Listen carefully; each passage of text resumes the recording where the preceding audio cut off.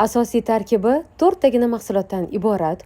Un va shakar qo'shilmaydigan, semirtirmaydigan, oqsilga boy bo'lgan PP desertga nima deysiz? Ushbu desertning nomi esa Cheesecake Bounty, chunki u yerda kokos strushkalari ishlatilgan va sizga Bounty shokoladini ta'mini eslatadi. Tayyorlanishi juda ham oson va oddiy, demak ishni boshladik.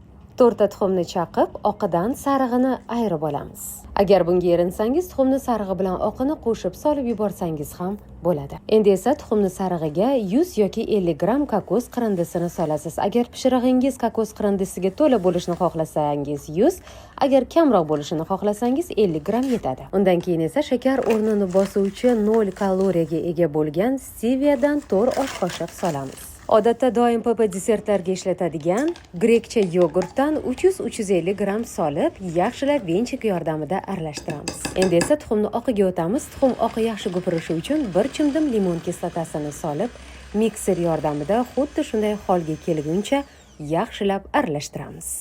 So'ng avval tayyorlagan masallig'imizga lopatka yordamida tuxumni oqini solamiz va nozik harakatlar bilan bir xil massa bo'lguncha aralashtiramiz.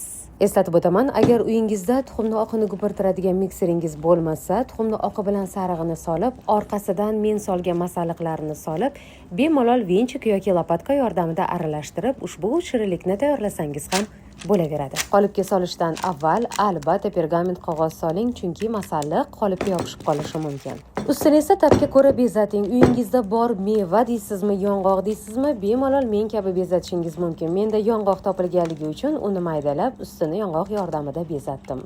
Yomon emas. Aytgancha, cheesecake-ni pishirayotganda asosiy qoidalardan biri bu albatta cheesecake-ni joylayotgan listingizga 1 sm gacha bo'lgan suv quyishingiz. Shundagina cheesecake qurib qolmaydi, u sochni chiqadi. 180 darajada qizdirilgan gaz pechiga 40 daqiqaga qo'ysangiz, yuzlari mana shunday chiroyli qip-qizil bo'lib pishib chiqadi. Cheesecake'imiz tayyor. Uni xohlagan uslubingizda kesasiz. Qolipingiz qanday bo'lishi menga noma'lum va agar shirasi kamlik qilsa, ustiga murabbo, asal yoki men kabi quyultirilgan sut solib yeyishingiz mumkin. Aytgancha, vazn yig'ishdan qo'rqsangiz, eritilgan qora shokoladni quysangiz ham juda ham mazali bo'ladi. Endi bu yog'i o'zingizning ishtahangizga bog'liq. Buni yumshoqligini va qoshiqda yengil olinishini qarang, qilib ko'rmasangiz bo'lmaydi. Aytgancha, bu foydali PP desertni yerliklarga ulashish yodingizdan chiqmasin. Hurmat bilan, Hindiston Abdullayeva. Retsept yoqqan bo'lsa, like va izohlarda fikringizni kutaman. Shunaqangiz zo'r, vazdushni ichida strushkalar yana ham boshqacha bir ta'm bergan. Albatta qilib ko'ring.